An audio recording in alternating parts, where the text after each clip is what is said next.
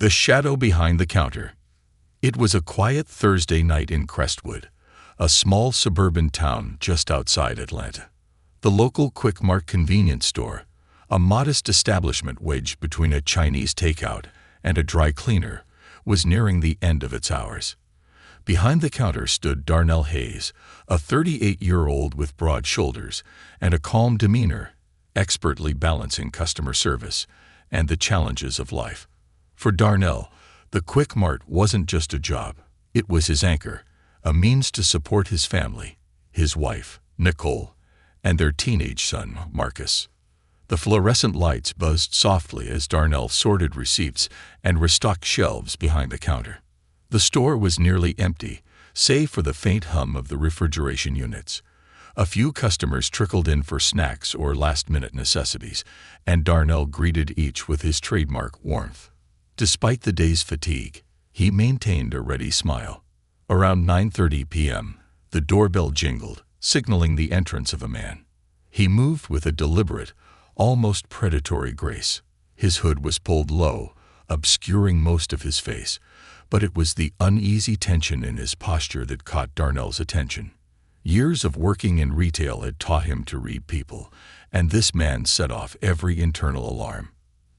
Darnell kept his expression neutral.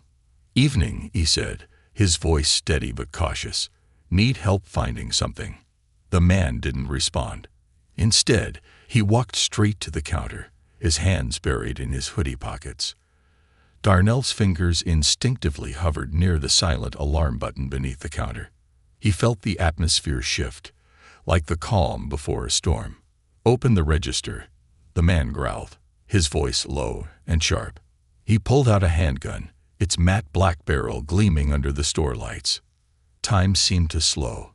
Darnell's pulse quickened, but his face betrayed no panic. "All right, man. Let's not make this worse than it has to be," he said, raising his hands to show compliance. Slowly, he moved to unlock the register. His fingers trembled slightly as he opened the drawer and began pulling out bills, stacking them neatly on the counter. "Faster," the man barked, slamming his free hand on the counter. The sound reverberated through the empty store, causing Darnell to flinch. He hurried to comply, his focus on staying calm and avoiding any sudden movements. "You've got everything," Darnell said, stepping back slightly once the register was emptied. "Take it and go." But the man's eyes darted to the back office. "What about the safe?" he demanded. Darnell hesitated. "It's on a time lock. I can't open it." "Lies." The robber's voice rose, and his hand tightened on the gun. For a brief moment, Darnell thought this was it. The man's desperation was palpable, and desperation could make people unpredictable, dangerous. "I swear," Darnell said firmly, his hand still raised. "I can't open it. If I could, I would." For a tense moment, the two locked eyes. Darnell didn't dare breathe. Then, as if deciding it wasn't worth the risk, the man stuffed the cash into a worn backpack and bolted out the door. The jingle of the bell as he exited felt oddly surreal in the aftermath of the robbery. Darnell exhaled deeply, his hands trembling as he reached for his phone to call the police. The operator's calm voice guided him through the process of reporting the incident, but even as he spoke, Darnell felt a heavy knot of anger and helplessness forming in his chest. The man hadn't just stolen money, had stolen Darnell's sense of safety and control. By the time the police arrived, Darnell had reviewed the security footage, noting the man's movements and attire. Officers took his statement, promising to investigate, but Darnell knew better than to hold his breath. These kinds of cases often slipped through the cracks. As the officers left, Darnell lingered in the store, staring at the now empty cash drawer. His reflection in the glass doors looked tired and defeated, but there was a spark in his eyes, a quiet determination. He wasn't sure what he was going to do yet, but one thing was certain: this wasn't over. That night, as Darnell sat at his kitchen table, replaying the events in his mind, Nicole joined him. She placed a comforting hand on his. "Are you okay?" she asked softly. Darnell nodded, but the weight in his gaze told a different story. I can't let this slide, Nicole. He could have killed me. What if he tries this somewhere else? What if someone else isn't as lucky? Nicole squeezed his hand. Whatever you decide to do, just be careful. We need you, Darnell. Her words echoed in his mind as he lay in bed that night, unable to sleep. He knew she was right, but the lingering sense of injustice gnawed at him. He had a choice to make: move on and hope the police would handle it, or take matters into his own hands. As the early morning light filtered through the blinds, Darnell made his decision. He was going to find that man. The Pursuit of Shadows. The morning after the robbery, Darnell Hayes woke with a pounding headache and a resolve sharper than ever. He stared at his reflection in the bathroom mirror, the faint lines of exhaustion etched on his face like battle scars. The robbery hadn't just taken money, it had stripped away his sense of security, and worse, his pride. Something inside him stirred, an unfamiliar mix of anger and determination. As he sipped his coffee in the kitchen, Nicole stood by the stove, her worry evident in the way she moved, tentative, like she was afraid to disturb his thoughts. Their son, Marcus, had already left for school, leaving the couple in a rare moment of silence. "Darnell," Nicole began, her voice hesitant, "are you sure you're okay? You hardly slept." He nodded, his eyes fixed on the swirling black coffee. "I'll be fine," he said, though the tightness in his voice betrayed him. After a pause, he added, "But I can't just let this go. Nicole, that man could have hurt someone. Could have hurt me. I need to figure out who he is." Nicole's brow furrowed. "That's what the police are for, Darnell. You've done your part." "Have I?" He set his mug down with a soft thud. "They took my statement, sure. But you and I both know they've got bigger cases to handle. A petty robbery at a convenience store isn't exactly going to be their priority." Nicole crossed her arms, a mixture of concern and frustration in her expression. "And what are you going to do? Play detective? Darnell, this isn't a game. That man had a gun." Darnell stood, his broad frame casting a shadow across the small kitchen. "I'm not planning to confront him, Nicole. I just need answers. If I can figure out who he is, maybe I can push the police to act. I need to do this. For us. For me."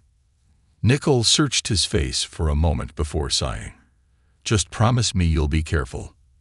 And if things get dangerous, you'll stop." Darnell nodded, though he wasn't sure how much he could promise. The fire in his chest was too strong to ignore. Later that day, after his shift at the Quick Mart, Darnell sat in the small back office, replaying the security footage on his phone. The store had installed a new camera system after the robbery, but the old one had managed to capture the critical moment. The robber's face partially obscured by his hood, his nervous glance toward the door, and the distinctive patch on his worn backpack. Darnell paused the video and zoomed in on the patch. It was faded but recognizable, a logo for Gibson's Garage, a mechanic shop just a few miles away. His heart skipped a beat. He'd passed that shop countless times on his way to work, its rusted sign and cluttered lot blending into the background of his daily commute. Now it stood out like a beacon. He took a screenshot of the footage and sent it to his phone, determined to investigate further. As he left the store that evening, his mind raced with questions. Could the man still be working there? What would he do if he found him? Darnell pushed those thoughts aside, focusing instead on his immediate goal, gathering information. The next morning, Darnell parked his car a block away from Gibson's Garage. From a distance, the shop looked unassuming, just another struggling local business with peeling paint and a yard full of beat-up cars. He pulled his hoodie tighter around his head and began walking, keeping his pace casual but his eyes sharp. As he approached the garage, he spotted a man in grease-stained overalls working under the hood of a car. Darnell's breath caught. It was him, the same man from the robbery, now blending into his surroundings, as if nothing had happened. The backpack sat on a nearby workbench, the logo confirming Darnell's suspicion. He stopped at a safe distance, pretending to check his phone while observing the man's movements. The robber, no, the mechanic, moved with a practiced efficiency, but there was a tension in his posture, a nervous energy that betrayed him. Darnell's mind raced. Should he call the police now? Wait for more evidence? Before he could decide, the man stepped inside the garage, leaving the backpack unattended. Darnell's pulse quickened. This was his chance. Glancing around to ensure he wasn't being watched, Darnell approached the workbench. His hand shook as he unzipped the backpack, revealing a jumble of tools, rags, and the gun. It was smaller than he remembered, but unmistakable. His stomach churned as he snapped a quick photo of the weapon, careful not to touch anything. As he zipped the bag back up, a voice behind him froze him in place. "Can I help you?" Darnell turned slowly, his heart hammering in his chest. The mechanic stood a few feet away, his eyes narrowed in suspicion. Yeah," Darnell stammered, forcing a casual tone. "My car's been making this weird noise. Thought I'd stop by and see if you could take a look." The man's gaze lingered on Darnell for a moment before he nodded. "Bring it by tomorrow. I'll take a look." "Will do," Darnell said, backing away. As he walked back to his car, he could feel the mechanic's eyes on him, the weight of his suspicion pressing against his back. That evening, Darnell sat at his kitchen table, the photos he'd taken spread out before him. Nichols stood nearby, her arms crossed. "You went there?" she asked, her voice equal parts incredulous and worried. "I had to," Darnell said, looking up at her. "Nickel, I saw the gun. He's still got it, and he's hiding in plain sight." Nichols shook her head, her frustration evident. "You're taking this too far, Darnell. What if he caught you? What if he'd used that gun on you?" Darnell looked down, his jaw tightening. "I can't let fear stop me. Not this time." Nichols sighed, placing a hand on his shoulder. "Just promise me you'll let the police handle it from here. You've done more than enough." Darnell hesitated, but nodded. "I'll call them tomorrow." But as he lay in bed that night, staring at the ceiling, he knew the fight wasn't over.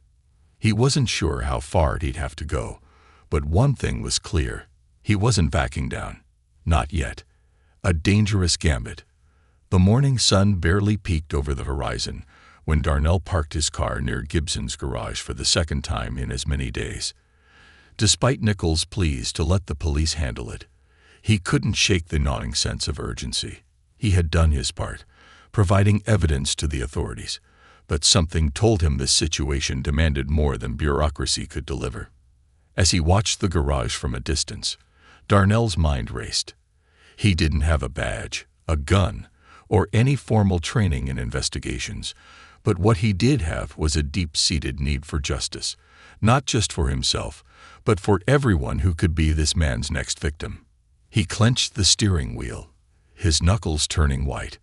The garage lot was quiet, save for a few employees shuffling in for the day. Among them was the man, the robber, his gait as tense as Darnell remembered. He carried the same battered backpack, slinging it over his shoulder as he disappeared into the building. Darnell exhaled slowly. Today was about risk, calculated as it may be. He needed to get closer, learn more about the man's habits, his weaknesses. His gut told him that understanding his adversary was the only way to truly take control of the situation.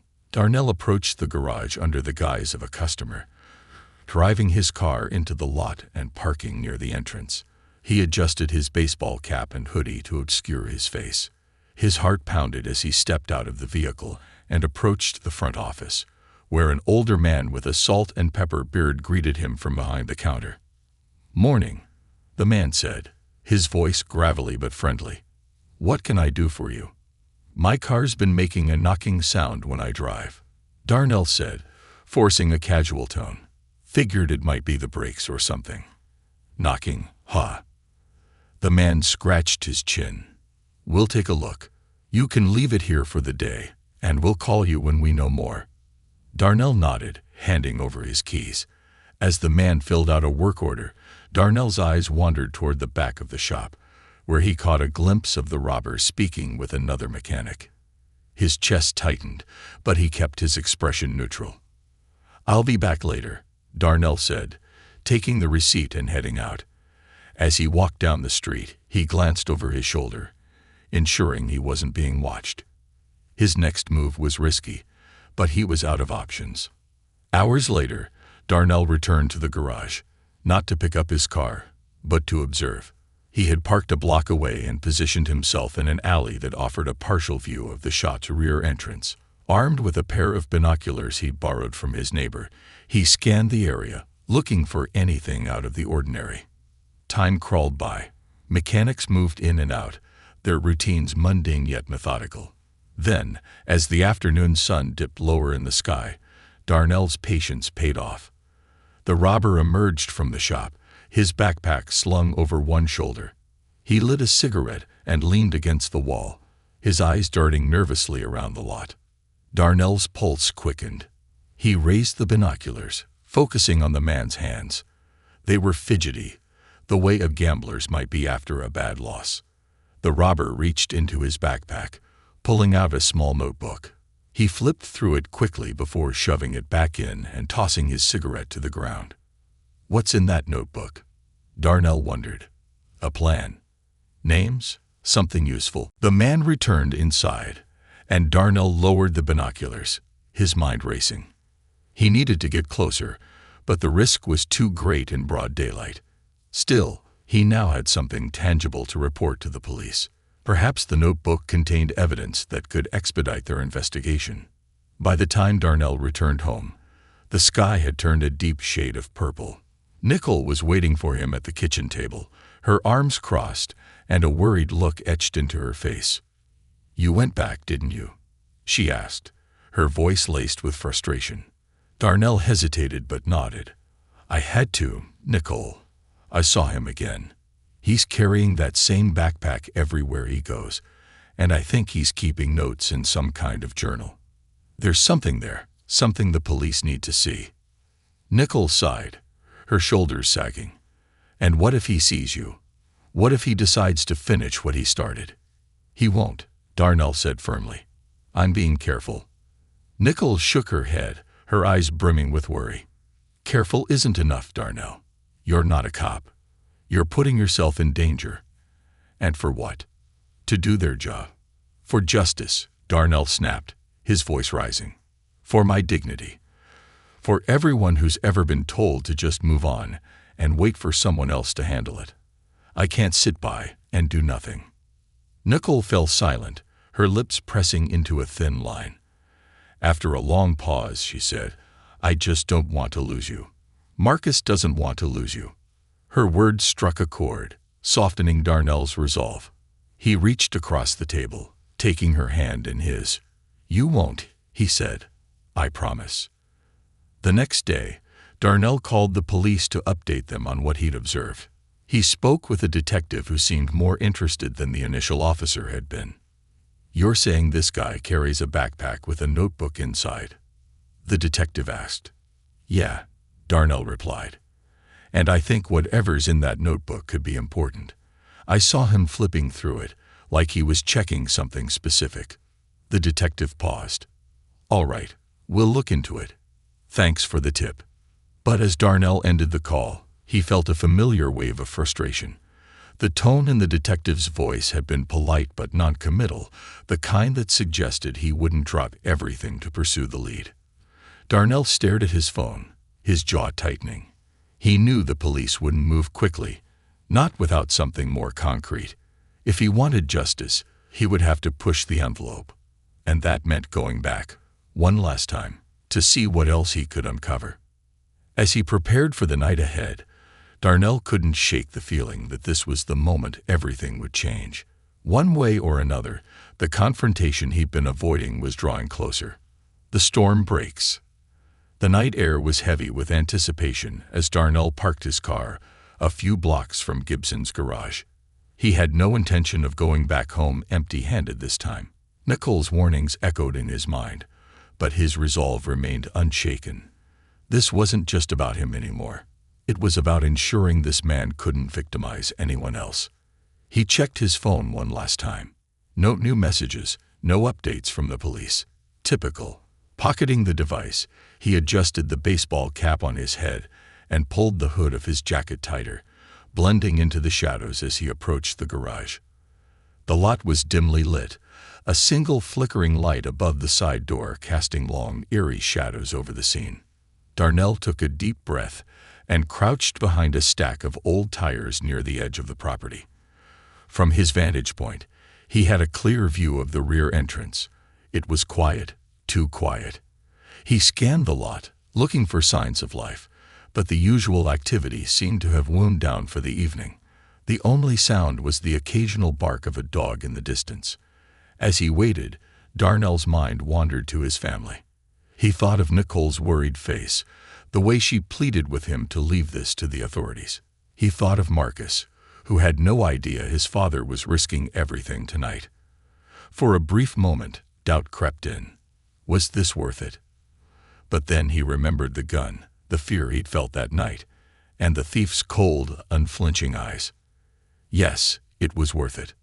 Just as Darnell was beginning to think tonight would yield nothing, the side door creaked open. He tensed, lowering himself further behind the tires. The robber emerged, carrying the same battered backpack. Darnell's breath caught as he watched the man light a cigarette and glance around, his movements jittery. The man didn't linger. Instead, he began walking toward a beat-up sedan parked near the edge of the lot. Darnell's instincts kicked in. This was his chance. Quietly, he moved from his hiding spot, staying low as he crept closer. The robber opened the trunk of his car and placed the backpack inside, pausing to zip it up securely before closing the lid. Darnell's heart raced. He needed to act now, before the man drove off. But what could he do? Confront him? Risk a fight? His eyes darted to the open garage door, where a set of heavy tools lay scattered on a workbench. An idea sparked. As the robber returned to the side door, presumably to grab something else, Darnell made his move. He darted across the lot, his footsteps muffled by the gravel. Reaching the car, he crouched low and fished a small wrench from his pocket, a last-minute addition to his kit. With trembling hands, he inserted it into the trunk's lock and twisted. The mechanism resisted at first, but then gave way with a soft click. Adrenaline surged through him as he opened the trunk. The backpack sat there, its zipper partially open. Without hesitation, Darnell grabbed it and sprinted back toward the shadows, ducking behind a stack of crates just as the robber returned. "Hey," the man shouted, his voice cutting through the stillness of the night. Darnell's blood ran cold. Had he been seen? He crouched lower, clutching the backpack to his chest as his mind raced. The robber's footsteps grew louder, accompanied by a string of curses. Darnell peeked around the crates, his heart pounding. The man was scanning the lot, his hand hovering near his pocket where Darnell knew the gun likely rested. "Don't panic. Don't move." Minutes felt like hours as the man paced back and forth, muttering angrily. Finally, he stormed back into the garage, slamming the door behind him. Darnell exhaled sharply, his hands shaking. He knew he didn't have much time. The man would realize the backpack was gone soon enough.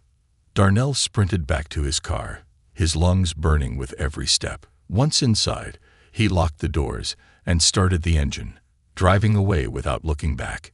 His fingers gripped the steering wheel tightly, the backpack resting on the passenger seat like a ticking time bomb. It wasn't until he reached the safety of his driveway that he dared to breathe. He sat in the car for a moment, his mind reeling from the events of the night. When he finally stepped out, the backpack in hand, Nicole was waiting for him at the front door, her expression a mix of relief and anger. "Darnell," she began, but he held up a hand to stop her. "Not now," he said, his voice hoarse. "I need to see what's in this." In the kitchen, under the harsh glow of the overhead light, Darnell unzipped the backpack. Nicole stood nearby, arms crossed, her worry palpable. Inside, the first thing he pulled out was the gun. It felt heavier than he expected, its cold metal sending a shiver down his spine.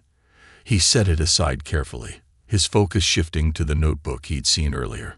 Opening it, he found pages filled with scribbled notes. Addresses, times, dollar amounts. Some entries had been crossed out, while others were underlined.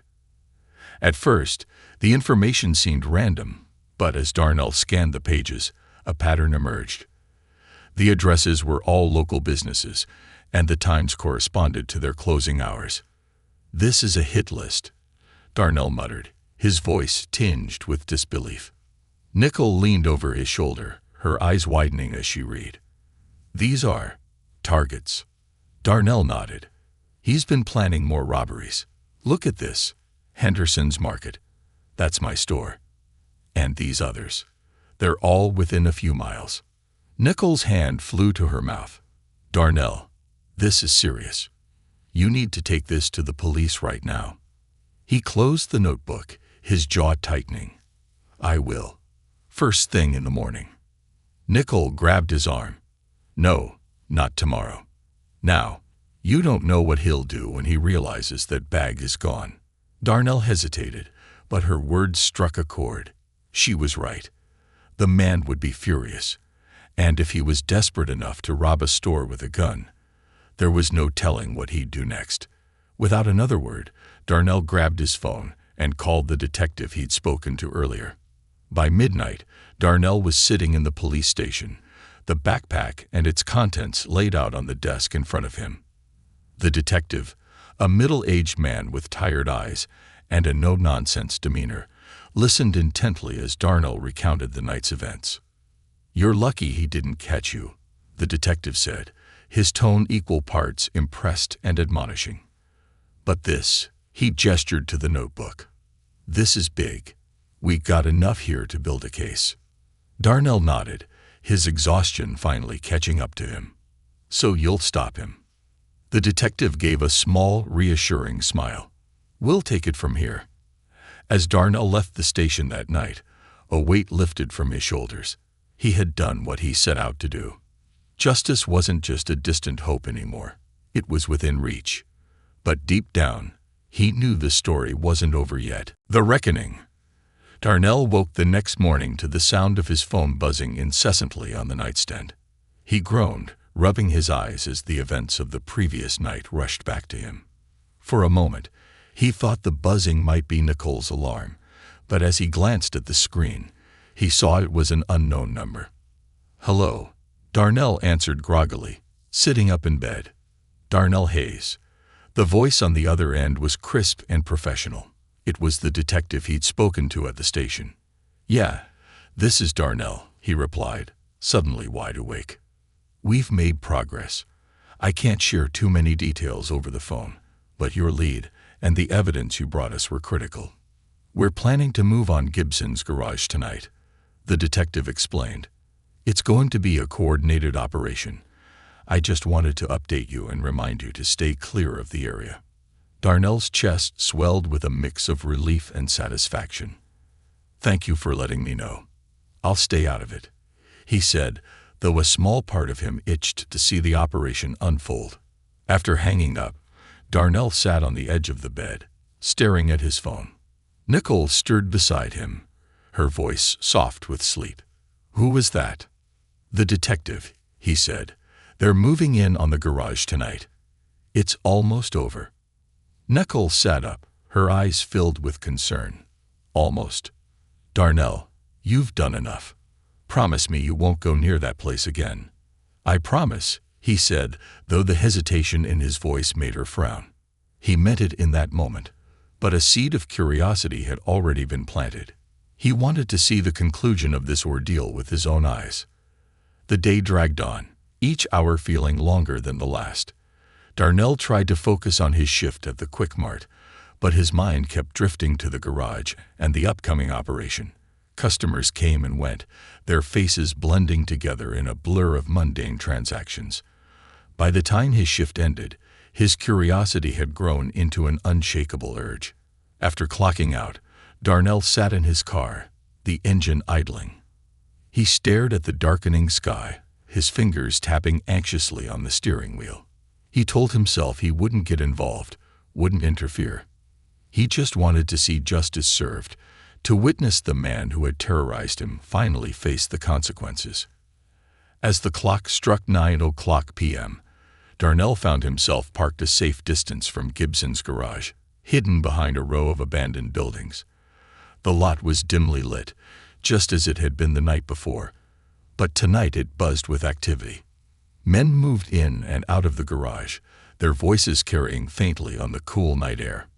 Darnell adjusted his binoculars, focusing on the garage entrance. He recognized the robber immediately.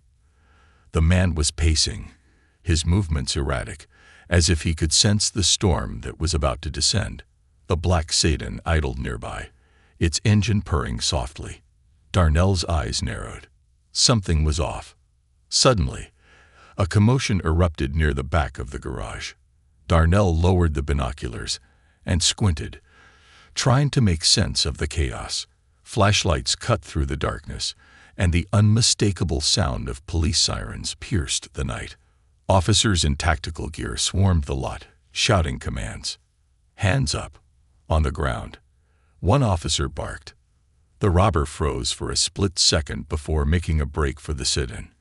He threw open the driver's side door and scrambled inside, the engine roaring to life. Darnell's heart raced as he watched the car lurch forward, tires screeching against the pavement. The police were quick to react. 2 squad cars blocked the garage's main exit, forcing the sedan to swerve wildly into a narrow alley. Darnell clenched the binoculars, his palms sweating as the chase unfolded. The sedan tore through the alley, its headlights bouncing erratically over the uneven terrain. Darnell, unable to stay put, started his own car and followed at a safe distance. He justified his actions as a need to know, to witness the conclusion of the chaos that had upended his life. The chase led out of the industrial district and into the quieter streets of the neighborhood. Police cars trailed the sit-in, their sirens wailing. Residents peered out of windows, some stepping onto their porches to watch the spectacle. Finally, the sedan skidded to a stop in a cul-de-sac, its tires kicking up dust. The driver's door flew open, and the robber stumbled out, clutching his backpack. He darted into a nearby backyard, disappearing into the shadows. Darnell parked his car a block away and climbed out, his heart pounding. He knew he should stay back, let the police handle it. But his feet moved on their own, carrying him toward the scene. In the backyard, the robber crouched behind a shed, his breath coming in ragged gasps. The police were closing in, their flashlights cutting through the darkness. Darnell stayed hidden behind a tree, watching as the man pulled something from his backpack. A gun. "Don't do it," Darnell muttered under his breath, his fists clenching. The man stood, raising the weapon. But before he could aim, a sharp command rang out. "Drop it now." The robber hesitated, his hand trembling. Darnell held his breath, the tension unbearable. Then, in a sudden, desperate move, the man tossed the gun aside and raised his hands. The police moved in swiftly, tackling him to the ground and securing him in handcuffs. Darnell exhaled sharply, his legs nearly giving out from the relief. It was over. The man who had robbed him, who had taken his sense of safety, was finally caught. As the police led the man away, one of the detectives from the station spotted Darnell standing at the edge of the scene. He approached, his expression a mix of surprise and disapproval. "You shouldn't be here," the detective said. "It's dangerous." "I know," Darnell replied, his voice steady. I needed to see it for myself." The detective nodded, his gaze softening. "Well, it's done now. Thanks to you. We've got enough evidence to tie him to multiple robberies." "You did good, Darnell." As the detective walked away, Darnell stood in the quiet street, the weight of the past few weeks finally lifting from his shoulders. For the first time since the robbery, he felt a sense of closure. He turned and walked back to his car, the night air cool against his skin. Nichols' words echoed in his mind. "Marcus, and I don't want to lose you." He hadn't realized how much he'd risked until now, But as he drove home, he knew one thing for sure. He would never take his safety, or his family, for granted again. A new chapter. The next morning, sunlight poured through the kitchen window as Darnell sat at the table, sipping his coffee. Nickel stood by the stove, flipping pancakes for Marcus, who was scrolling on his phone. The house was unusually quiet, a stark contrast to the chaos of the previous night. "Is it true?" Marcus suddenly asked, breaking the silence. He looked up from his phone, his eyes wide. "You're all over the news, Dad." Darnell frowned. "What are you talking about?" Nicole sighed, setting a plate of pancakes on the table. "I didn't want to bring it up until you'd had your coffee, but you should see this." She slid her phone across the table. On the screen was a local news article with a bold headline: "Local hero helps police capture notorious robber." Below it was a picture of Gibson's garage, surrounded by police cars. Darnell stared at the screen, his mind racing. How did they? "One of the officers must have leaked it," Nicole said, sitting beside him. "Your name isn't mentioned, but they describe how the evidence you provided led to the arrest." Marcus grinned. "That's so cool. My friends are already texting me about it. They're saying you're a hero." Darnell chuckled, shaking his head. "I'm no hero. I just did what I had to do." Nicole reached for his hand, her expression a mix of pride and concern. "You put yourself in danger, Darnell. You might not feel like a hero, but what you did took courage." For the first time in weeks, Darnell allowed himself to relax. The weight of fear and anger that had been pressing on him was gone, replaced by a quiet sense of accomplishment. Later that day, Darnell received a call from the detective. The case against the robber, whose name was revealed to be Trevor Wilson, was solid. The evidence from the backpack, coupled with the notebook detailing his planned crimes, had given the prosecution more than enough to secure a conviction. "Trevor's cooperating," the detective said. "He's giving us information on some of his accomplices, and we've recovered stolen property from several other robberies. You played a big part in that." Darnell nodded, though the reality of Trevor's situation left him conflicted. "What'll happen to him?" "Depends on the judge," the detective replied. "But with his cooperation and the circumstances he claims led to his actions, he might get a lighter sentence. He's been upfront about everything since his arrest." Darnell thought back to the night of the robbery, to the desperation in Trevor's eyes. "Circumstances." The detective hesitated before answering. "He's got a sick daughter. Medical bills piled up, and he said he didn't know where else to turn." Darnell felt a pang of sympathy, though it didn't erase the fear and anger Trevor had caused. "Doesn't excuse what he did," Darnell said quietly. "No, it doesn't," the detective agreed. "But it adds context. Anyway, I just wanted to keep you updated. Take care, Darnell." As the call ended, Darnell sat in silence, wrestling with a mix of emotions. He didn't condone Trevor's actions, but he couldn't ignore the circumstances that had driven him to such extremes. That evening, Darnell returned to the Quick Mart for his shift. The store felt different now, safer, more secure. The new security cameras were operational, and the panic button under the counter had been upgraded. His coworkers greeted him warmly, their admiration for his bravery evident. "Man, you've got guts," said Jamal, one of the younger employees. "I don't think I could have done what you did." Darnell smiled, but his response was serious. It wasn't about guts. It was about doing the right thing. And honestly, I was scared the whole time. As the night wore on, Darnell found himself reflecting on the ordeal. He had faced fear, danger, and uncertainty, but he had come out stronger. More importantly, he had proven to himself that he could rise to the occasion when it mattered most. A week later, Darnell received a letter in the mail. It was from Trevor, sent from the county jail. Darnell hesitated before opening it, unsure of what to expect. Inside was a short, handwritten note. "Darnell, I know I can't undo what I did or take back the fear I caused you, but I wanted to say I'm sorry. I was desperate, but that doesn't make it right. Because of you, I'm facing what I've done, and I'm trying to make things right. For my daughter, for myself, and for the people I've hurt. Thank you for not letting me get away with it. Sometimes the hardest thing to face is the truth. Sincerely, Trevor Wilson. Darnell read the note twice, then set it down, his emotions conflicted. He didn't know if Trevor's words were genuine or an attempt to ease his conscience, but they felt sincere. For the first time, Darnell felt a sense of closure. Months later, life began to return to normal. Darnell continued working at the Quick Mart, but with a newfound sense of purpose. He had faced a challenge that had tested his limits and emerged stronger, more resilient. The robbery was no longer a source of fear or anger. It was a chapter in his story, one that reminded him of the strength he carried within.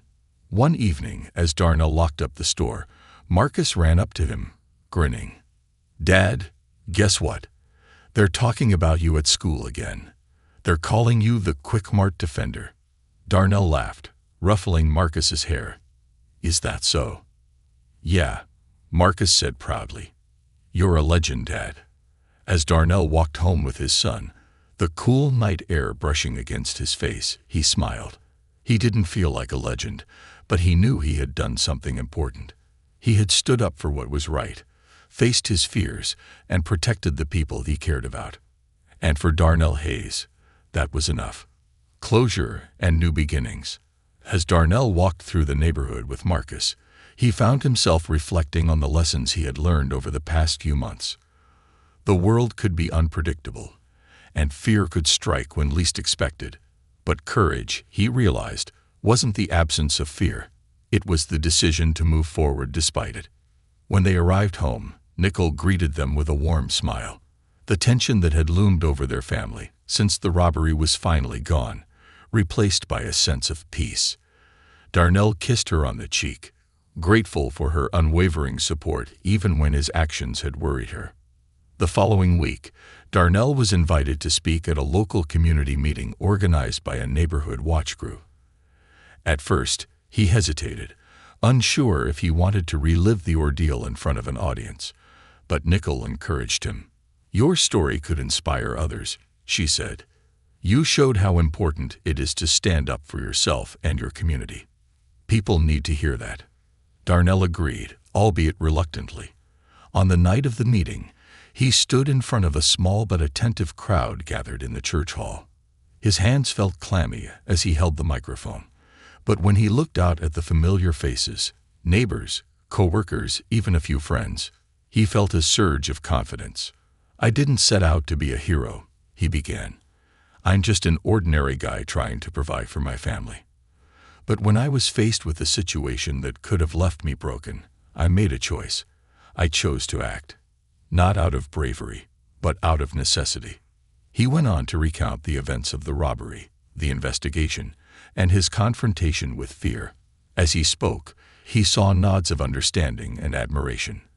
When he finished, the room erupted into applause.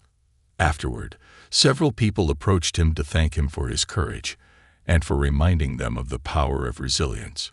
One elderly woman clasped his hand and said, "You've shown us that even in the darkest moments, we can find the strength to fight back." Months turned into a year, and life in Crestwood settled into a new rhythm. Trevor Wilson's trial came and went, and he was sentenced to 5 years in prison with the possibility of parole for good behavior.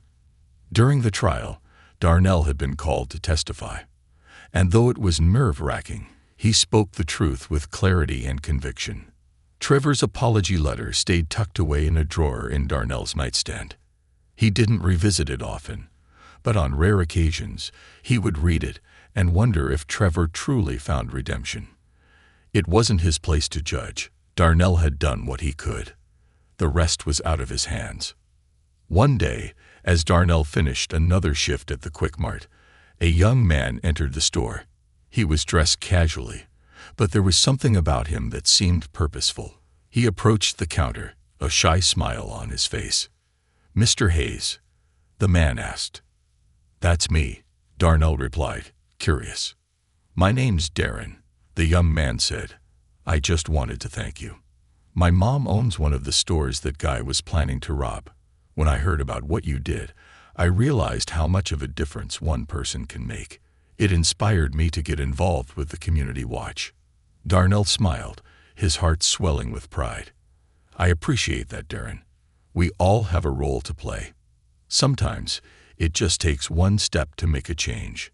That night, as Darnell sat with Nicole and Marcus at the dinner table, he felt an overwhelming sense of gratitude. The robbery had been a dark chapter in his life, but it had also been a turning point. It had shown him the importance of resilience, the power of community, and the strength that came from standing up for what was right. As they laughed and talked about their day, Darnell realized something profound. He had taken back control of his life, not through violence or revenge, but through courage, determination, and faith in the goodness of people. The fear that had once gripped him was gone, replaced by a quiet confidence. Life would always throw challenges his way, but Darnell Hayes knew he had the strength to face them, whatever they might be. And as he looked at his family, he knew that was all that mattered.